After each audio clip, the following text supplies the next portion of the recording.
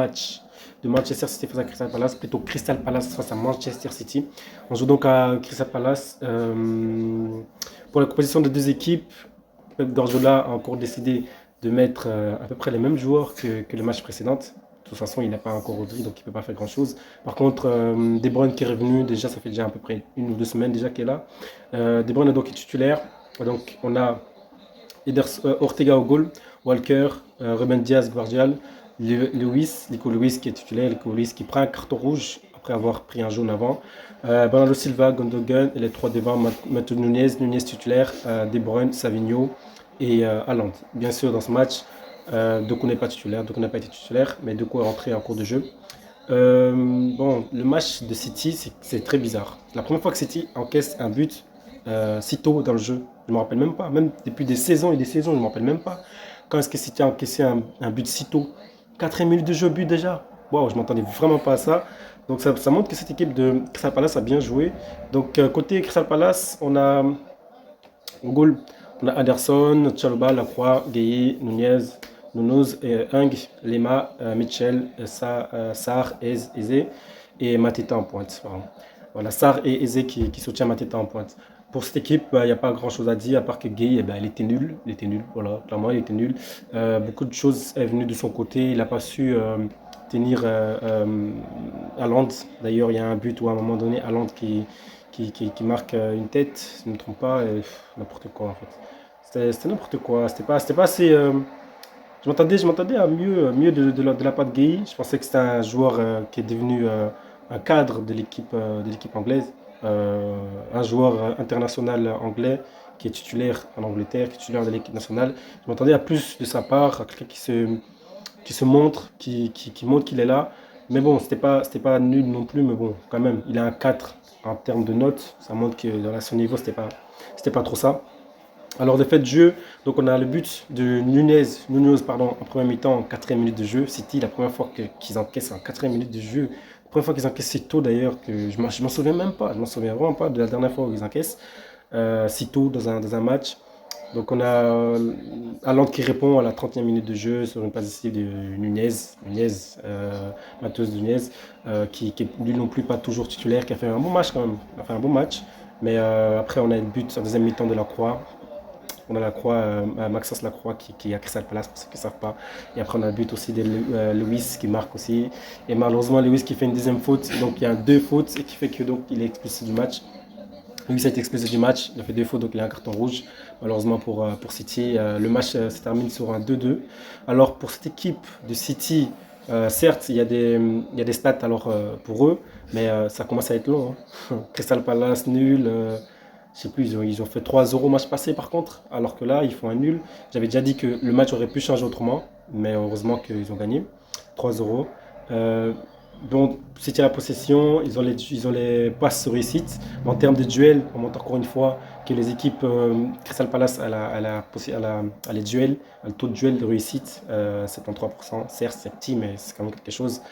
Ça montre que cette équipe de City n'est pas fort en duel. Ça, quand tu n'es pas fort en duel, c'est que c'est mental. Mentalement, tu n'es pas fort. Mentalement, c'est que tu n'es pas fort en duel. Donc, voilà. En tout cas, 4-2-2 dans ce match. City qui encaisse beaucoup de buts par contre. Hein. Ils encaissent beaucoup, beaucoup, beaucoup, beaucoup de buts. Certes, ils ont mis 3 buts au match passé, mais là, 2-2, c'est énorme. Quoi. 2-2, c'est énorme. Encaisser si tôt, ça montre que tu n'es pas réveillé, que tu n'es pas encore là. Donc City est fragile. Pour toutes ces équipes qui vont jouer contre City, il faut se donner à fond. Et je pense que City peut encore perdre des matchs. Et on attend de voir comment il va se réveiller, Guardiola. Je pense que les journalistes sont en train de piéger Guardiola peu à peu. Hein. Je ne sais pas qui se rend compte. On est en train de le comparer à Mourinho, on est en train de le comparer à Klopp à des moments. Puis des questions entre Arnaud Slot et lui, on essaie de le piéger un peu.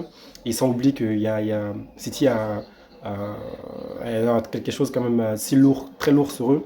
City a donc City a le problème de je sais plus de transferts là qu'ils ont sur eux là. C'est des sanctions voilà, et qui n'est pas encore réglé. Guardiola est sûr et certain, il le dit en conférence de presse, il est sûr et certain que ça va que City est innocent. Donc faut pas oublier qu'il n'y a pas si longtemps, il a menacé City, il a menacé la direction comme quoi si tout ce que la PL avait comme comme problème sur City. Si tout était vrai, en gros, il allait partir. Donc, lui, il croit bien sûr à ses patrons, donc il va croire, mais rien ne prouvé encore. Donc, quand la PL va démontrer tout ça, c'est pas qu'un seul truc, c'est pas un seul problème, il y a plusieurs problèmes. City a accusé pour plusieurs choses. Donc, même s'ils ont eu vrai sur d'autres, il y a d'autres encore. C'est beaucoup de choses, ça va dans des centaines et des centaines de problèmes. Donc, on verra comment ça va se passer. En tout cas, encore des problèmes dans la tête de City, encore des problèmes sur les joueurs. On va voir comment ça va se passer. Mais en tout cas, City n'est pas encore à l'aise dans le jeu. City n'est pas encore à l'aise. Les joueurs encore, mentalement sont encore atteints, ça se voit. Rodri qui n'est pas là. Et franchement, je pense que même si Rodri était là, ça n'allait pas passer.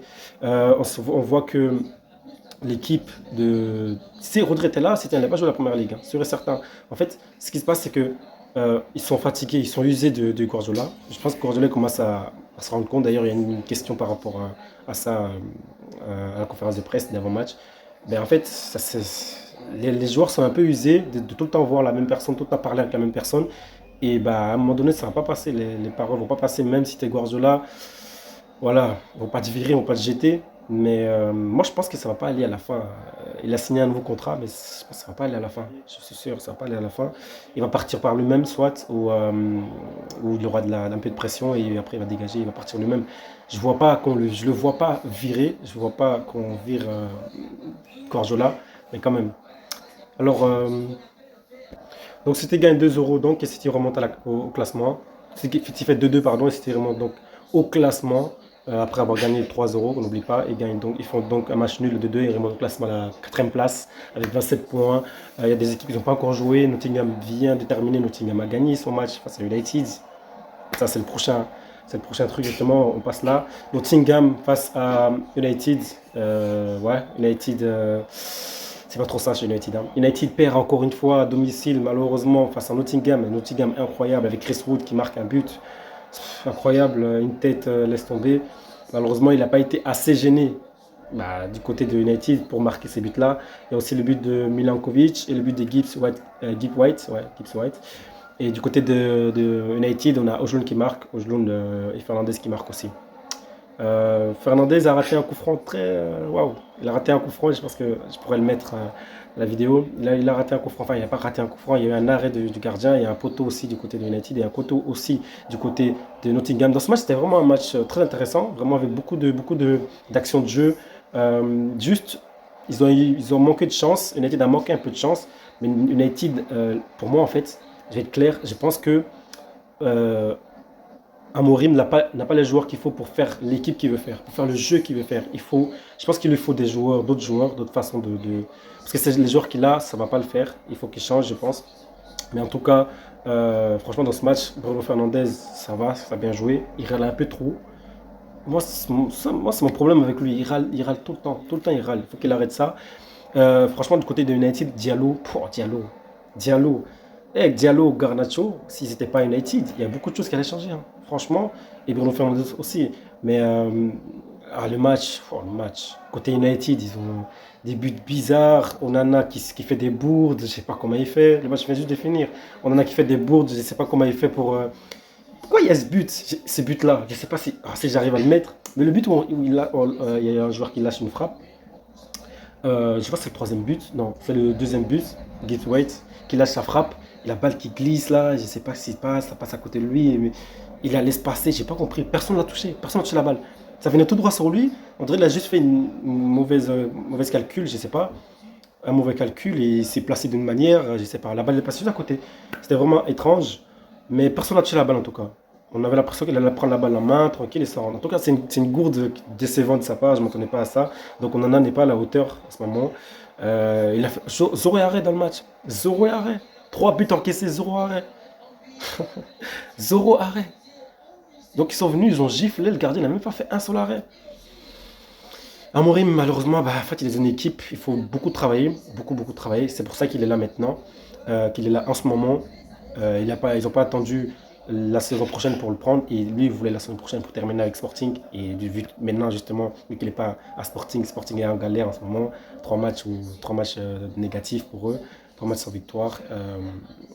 Et lui qui vient dans une équipe aussi fatiguée, il doit montrer des choses, il doit faire son plan de jeu. Il a des idées, il a des plans de jeu intéressants. Mais voilà, déjà que le but de Jloun, c'est grâce à lui, car en fait, il veut mettre en place le fait que tous les joueurs, ou 3 à 4 joueurs, soient dans la surface de l'équipe adverse pour pouvoir marquer, et dans les rectangles pour pouvoir marquer. Et ça, c'est intéressant. C'est d'ailleurs comme ça que Ojloun a marqué sur une passe décisive de Diallo. En parlant de Diallo, Diallo, l'homme du match du côté de United. Franchement, sans ce joueur-là, comme je disais, il a tué l'équipe adverse, il a tué le bac qu'il tenait tout le temps. Dès qu'il avait la balle, il passait.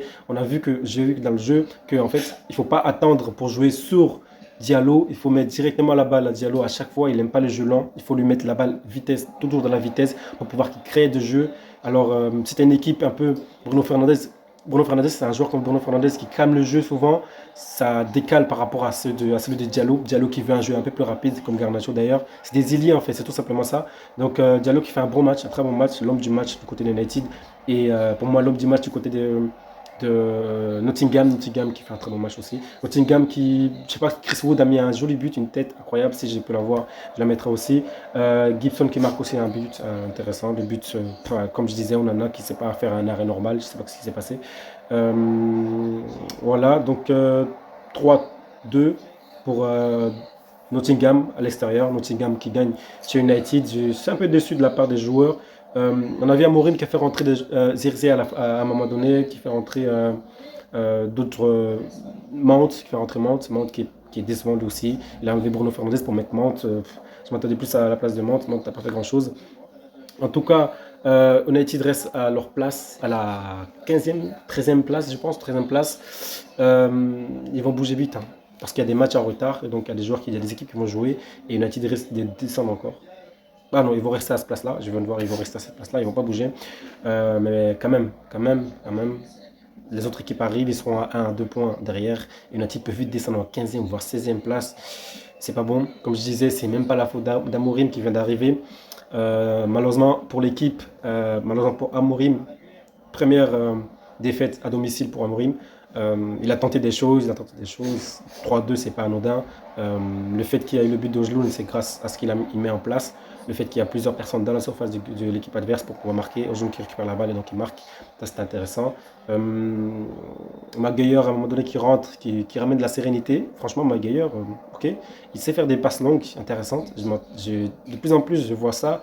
On ne met pas assez en avant. Mais c'est un joueur en passe longue. Il est très bien, hein. Franchement, il est très bien. Non, en fait, Amorim n'a vraiment pas les joueurs qu'il faut. Moi, je pense qu'il n'a pas les joueurs qu'il faut pour créer le système qu'il veut, le jeu qu'il veut, la tactique qu'il veut faire. Mais je pense qu'il n'a pas les bons joueurs. Je pense clairement il faut virer toute l'équipe. Je suis très sérieux, il faut virer toute l'équipe, à part Lenny Yoro qui vient d'arriver, du coup. Mais toute l'équipe, il faut l'enlever. Il faut garder juste 2, 3, 4 joueurs. Je dirais même Rashford, il faut l'enlever. Je pense qu'il faut garder Diallo, Garnacho, Yoro et Martinez. Voilà, pour moi, tous les autres, il faut les enlever. En ce moment, c'est vrai que Mazraoui est bon, mais je pense que c'est pas suffisant en fait. Si on veut, on peut mettre Mazraoui dans les 4, du coup, ça fait 5, ok. Mais quand même, c'est peu. Ojloun et Zirkzee, les deux, ils sont au niveau égal à peu près, et aucun des deux apporte grand chose, à part le but, bien sûr, d'Ojloun. C'est pas assez. Mais en tout cas, dans ce match, euh, Diallo était vraiment le joueur qui montrait clairement qu'il avait le niveau. À part ça, euh, à part ça, au milieu de terrain, Maino aussi, très combatif, j'avoue, très combatif le joueur. Ce joueur est vraiment intéressant. Il est petit, mais il saute, il n'a pas peur. Euh, Mount qui est rentré, inintéressant, qui a rien foutu. J'ai rien senti de lui.